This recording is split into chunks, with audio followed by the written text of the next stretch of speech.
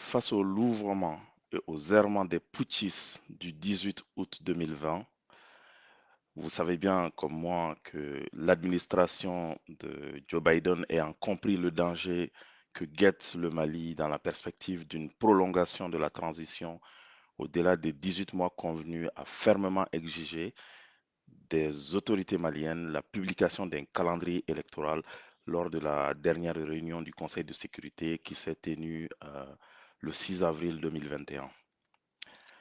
Si l'injonction américaine a pour effet, ce qu'on a pu voir en tout cas comme effet immédiat, de briser le rêve initial des putschistes du 18 août 2020, surtout ce rêve qui consistait à demeurer au pouvoir jusqu'à la fin 2023, c'est-à-dire jusqu'au terme légal du mandat interrompu d'Ibrahim Boubacar Keïta. Cette injonction ne règle pas pour autant la question de la faisabilité de l'organisation des élections dans les délais fixés dans le chronogramme décliné par les autorités de la transition. Dans la précipitation, bien évidemment, et pour desserrer l'étau américain et onusien, nous avons vu que les putschistes ont publié le 15 avril 2021 le calendrier des élections. Donc, dans ce calendrier-là, on peut constater qu'il propose l'examen en Conseil des ministres du projet de constitution le 30 juin, le dépôt du projet de constitution sur le bureau du CNT le 2 juillet, l'examen du vote de constitution, du projet de constitution entre le 2 et le 30 septembre, une campagne référendaire du 15 au 29 octobre, le référendum le 31 octobre, la proclamation des résultats le 30 décembre, la promulgation de la nouvelle constitution le 14 janvier.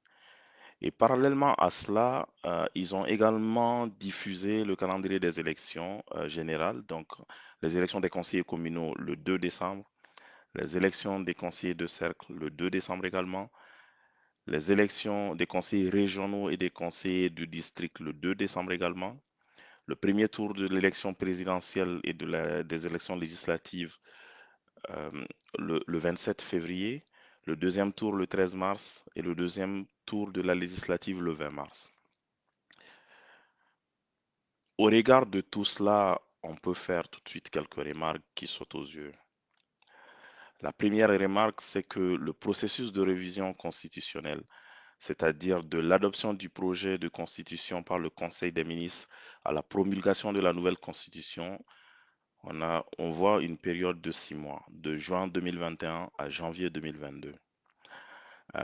Cependant, ce processus n'intègre pas la possibilité du rejet du projet de constitution par la classe politique et la société civile. Il est en effet plus que certain que ces différents acteurs seront très réticents à accepter un projet constitutionnel adopté par le CNT ne disposant d'aucune légitimité au nom de l'ensemble des Maliens. On peut également remarquer que les élections des conseillers communaux, de cercle et des conseillers régionaux et du district sont programmées, chose bizarre, avant la promulgation de la Constitution le 14 janvier 2022. Or, selon nous, ici à Biton et plusieurs organisations de la société civile, pour réussir les élections devant clôturer la transition, il importe d'opérer des changements fondamentaux dans les textes régissant l'organisation des dites élections. Nous, on avait à l'époque nommé un certain nombre de changements, à savoir changer les règles d'organisation et de fonctionnement de la Cour constitutionnelle, ainsi que de la procédure suivie devant elle. Et cela passe par réviser la Constitution du 25 février 92, modifier les conditions d'éligibilité, mais aussi le régime des inéligibilités et des incompatibilités, les conditions de remplacement des membres de l'Assemblée nationale en cas de vacance de siège, les indemnités et déterminer aussi, comme on avait souligné, les conditions de délégation de vote, entre autres. On avait également proposé de revoir la loi électorale ainsi et surtout la charte des partis politiques et ainsi de suite. Et cependant, nous avons montré que nous, au Habitant, on est vraiment favorable à la création d'un organe unique indépendant de gestion des élections. Donc, au regard de tout cela, vous vous rendez compte que nous sommes face à des impasses, parce qu'on ne peut pas dire face à une impasse, nous sommes face à des impasses. Après 6 mois d'errement chaotique au cours desquels les putschistes du 18 août 2020 ont largement montré sans embâche leur incompétence, leur volonté irrépressible d'accaparer les rênes de l'État, la transition aujourd'hui se trouve désormais dans une impasse irrémédiable car est désormais dépourvue de toute ressource pouvant lui permettre de sortir de l'ornière avant la fin de l'échéance, c'est-à-dire avant avril 2022. À cela, je peux noter un certain nombre de points, à savoir la mauvaise appréhension des questions militaires et sécuritaires. Vous le savez plus que moi que plus que jamais, les putschistes du 18 août 2020 ne disposent d'aucune stratégie, aujourd'hui en tout cas par rapport à ce qu'on a vu, permettant d'enrayer l'aggravation et l'extension de l'insécurité sur toute l'étendue du territoire national. Et pour la simple et bonne raison qu'ils n'ont pas pensé la question militaro-sécuritaire, ce qui, de mon point de vue, les amène à agir au coup par coup sans obtenir de résultats probants. Ils sont, comme vous le constatez, à la remorque de Barkhane et de la MINUSMA qui, eux, ont leur propre stratégie, évidemment. Donc aujourd'hui, ce ne sont que de piètres accompagnateurs des forces étrangères écumant le territoire national. Hélas, hélas, Farabougou assiégé depuis le 5 octobre 2020 illustre parfaitement cette absence de stratégie et l'impotence des FAMA face aux souffrances quotidiennes du peuple malien. On peut également noter le rejet de la classe politique euh, qui va bloquer toute entreprise, en tout cas de réforme. Parce que, comme vous le savez, aujourd'hui, il y a une défiance affichée des putschistes du 18 août vis-à-vis des forces politiques, mais aussi de nous, le collectif Biton, et de l'ensemble de la société civile. Et cette défiance a atteint son paroxysme.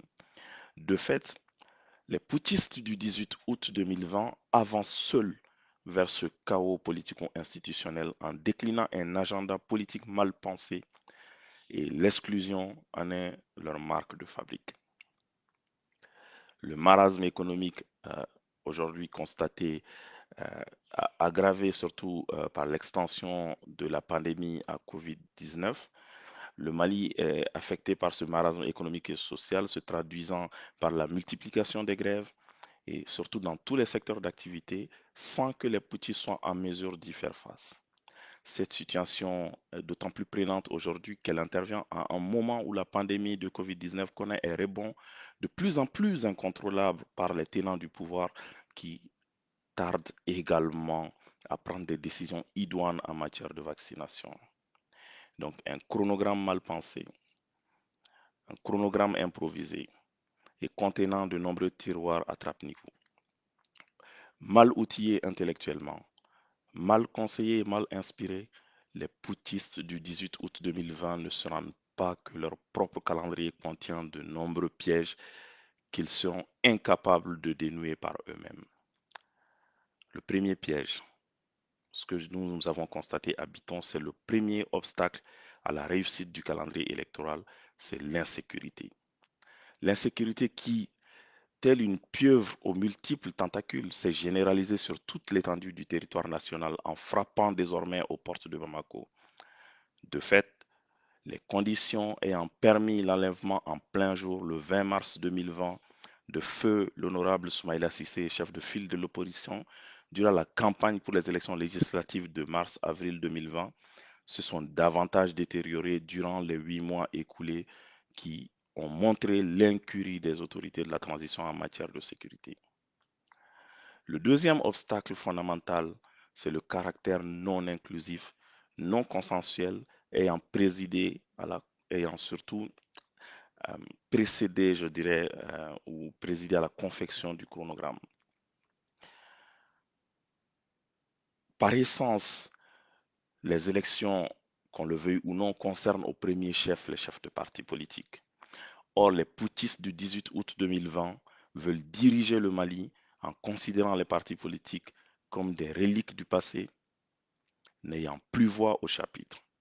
En caporalisant l'appareil d'État, ils extompent et créent ex nihilo une nouvelle classe dirigeante totalement à leur dévotion pour continuer à diriger le pays par procuration.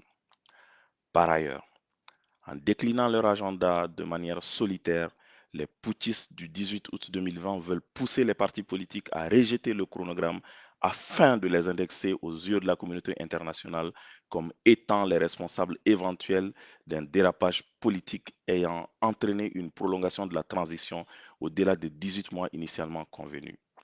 Il est clair que les partis politiques ne resteront pas inertes face à une telle situation. En tout cas, je l'espère bien. Le troisième obstacle que j'ai remarqué réside dans cette question. Qui va financer les élections? Quel est le montant réel des financements nécessaires pour l'ensemble du processus électoral? Là encore, les putschistes demeurent muets sur cette question fondamentale. Aujourd'hui, je peux dire que l'inexistence des conditions politiques et techniques pour la révision de la Constitution sont réunies. Objectivement, les conditions politiques se sont nettement plus dégradées aujourd'hui que durant les régimes d'ATT et d'Ibeka, au cours desquels les Maliens s'étaient massivement dressés contre les tentatives de révision de la Constitution du 25 février 1992. Pour l'ensemble des Maliens, le CNT, qui doit examiner et adopter le projet de constitution devant être soumis au référendum le 31 octobre 2021, ne dispose d'aucune légitimité, ce qui le qualifie d'office dans le cadre de la procédure référendaire. Donc aujourd'hui, on peut dire qu'un CNT complètement illégitime aux yeux des Maliens est complètement disqualifié. Par ailleurs, il n'y a pas que ça. L'article 118 alinéa 2 de la Constitution du 25 février de 92 dispose, il faut toujours le rappeler, qu'aucune procédure de révision ne peut être engagée ou poursuivie lorsqu'il est porté atteinte à l'intégrité du territoire national. Or, aujourd'hui, cette disposition rend caduque toute tentative de changement du texte constitutionnel présentement. Les putschistes ne disposeront pas, hélas, des ressorts politiques pour contourner cet obstacle constitutionnel. Il existe, je peux continuer, il existe d'autres éléments fondamentaux.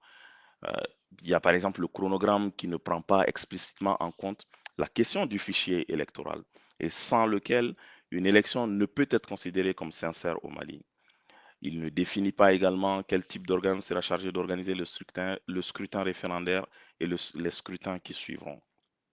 Au total, enfin, je vais m'arrêter là, mais au total, les putschistes du 18 août 2020 se sont piégés eux-mêmes en publiant un chronogramme irréalisable et surtout irréaliste, en marginalisant la classe politique, la société civile, le collectif Biton, qui dispose d'idées pertinentes en la matière, en occultant le fait qu'on est en présence d'une administration complètement démotivée et désorganisée du fait de la caporalisation excessive de l'appareil d'État pratiquée par eux-mêmes. Pratiquant le secret et en excluant les principaux acteurs politiques, les putschistes ont laissé germer l'idée selon laquelle les élections ne seraient qu'une mascarade destinée à couronner la personne qu'ils vont adouber pour leur succéder et couvrir leurs arrières. Plus globalement, aujourd'hui, on peut dire qu'il est illusoire de croire en la possibilité d'élaborer une nouvelle constitution, de l'imposer à un Conseil national de transition illégitime et d'organiser un scrutin référendaire dans les 6 mois à venir. En voulant faire adopter à la Husarde une nouvelle constitution, les putschistes doivent s'attendre à de très fortes contestations. De même, organiser des élections générales sans l'organe unique de gestion des dites élections, c'est ouvrir la voie à une réédition de la crise politique qui a remporté le régime d'Ibeka. Je ne saurais tarder sans parler du fameux comité d'orientation stratégique. Ce comité que je trouve politiquement inutile, tout simplement parce que les missions assignées à ce comité d'orientation stratégique consistent à faire des propositions sur les 4 points suivants: le parachèvement du processus de réorganisation administrative et territoriale, la réforme du système électoral, l'élaboration d'une nouvelle constitution et le chantier de la régionalisation. Il faut noter que ce comité d'orientation stratégique est une initiative solitaire du Premier ministre. Et aujourd'hui, force est de constater qu'il n'y a aucune synchronisation entre les putschistes du 18 août 2020 et le Premier ministre de transition, comme l'attestent clairement quelques faits. Je vais vous donner 3 exemples. Le premier fait: le ministre de l'administration territoriale et de la décentralisation est le maître d'œuvre des rencontres avec la classe politique. Mais lui, qui fait partie de la junte, il a déjà mis en place des experts pour travailler sur des questions électorales. Organe de gestion devant remplacer la CENI, qui a d'ailleurs été dissoute. Calendrier électoral désormais dévoilé, réorganisation du territoire, etc. Premier fait. Le deuxième fait, ce même ministre le ministre de la refondation de l'État, cette fois-ci, chargé des relations avec les institutions, qui est également un affidé de la junte du 18 août 2020. De son côté, lui, il affirme qu'il existe déjà un projet d'une nouvelle constitution qui sera dévoilée en juin 2021. Donc, non seulement ce projet existe déjà, d'après ce ministre, donc le comité d'orientation stratégique, lui, n'a tenu sa première session que le 19 dernier, soit 5 jours après la publication du chronogramme sur les élections par le ministre de l'administration territoriale. Donc, vous voyez que ce comité d'orientation ne servira à rien. Autre fait marquant qui est très important, que je dirais les élucubrations, je dirais, d'Issa Kaoudim. Kaoudim n'est autre aujourd'hui que le porte-parole des putschistes du 18 août 2020. Vous savez, il ne faut pas négliger certains faits. Kaoudim, d'abord, c'est le 4e vice-président du CNT et il est le président de l'Appel citoyen pour la réussite de la transition, la CRT. C'est un véritable saltimbanque des temps modernes. Il est au service des maîtres du jour.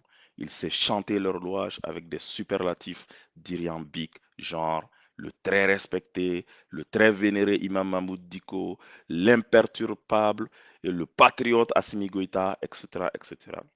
Tonitruant, utilisant des formules choc. Il proclame haut et fort ce que pensent les commanditaires de ses actions. Kaoudim n'est pas isolé, Kaoudim n'est pas seul. Rappelez-vous, dès la publication du chronogramme, il est subitement devenu un missi dominici chargé de tirer à boulet rouge sur le premier ministre de transition et pour proclamer que les élections ne doivent pas avoir lieu selon le chronogramme gouvernemental en arguant du fait qu'il faut auditer la gestion tien-tien des régimes précédents afin d'arrêter de juger les fossoyeurs de l'économie nationale.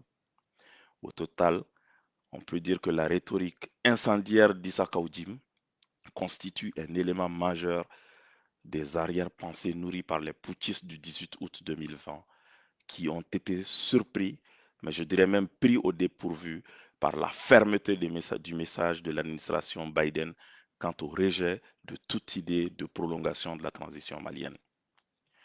Un autre fait qui n'est pas anodin, c'est toutes les désynchronisations entre le Premier ministre et ses différents ministres aujourd'hui. Donc, on voit que tout cela montre clairement qu'il y a anguille sous roche. On ne nous a pas tout dit, qu'il y a manifestement une volonté de fourberie de la part des véritables maîtres du pouvoir, à savoir les putschistes du 18 août 2020. Un homme avisé, le Premier ministre de transition doit se rendre compte de l'inutilité de son comité d'orientation stratégique et il doit refuser de faire la figuration pour plaire à la communauté internationale. C'est bien beau tout cela. On peut dire que nous sommes face à un chaos politico-institutionnel. Le compte à rebours est lancé. Le compte à rebours est lancé. Nous sommes désormais à l'orée d'un nouveau chaos politico-institutionnel. Il reste à savoir quand est-ce qu'il interviendra, quelle forme cela revêtira-t-il, combien de temps cela durera. Autant de questions découlent-elles même sur des interrogations, à savoir quelle solution faut-il envisager si les élections ne se tenaient pas dans les délais impartis? Faudrait-il prolonger le mandat des putschistes qui ont sciemment œuvré pour obtenir une prolongation de la transition? Faudrait-il attendre février 2022 pour constater l'incurie des putschistes? Ne faut-il pas anticiper la défaillance des putschistes au lieu d'attendre d'arriver à février 2022 pour réaliser qu'ils ont conduit le pays au bord d'un nouveau chaos politico-institutionnel? Quelle solution peut-on raisonnablement mettre en œuvre pour éviter de plonger le pays dans une nouvelle descente aux enfers?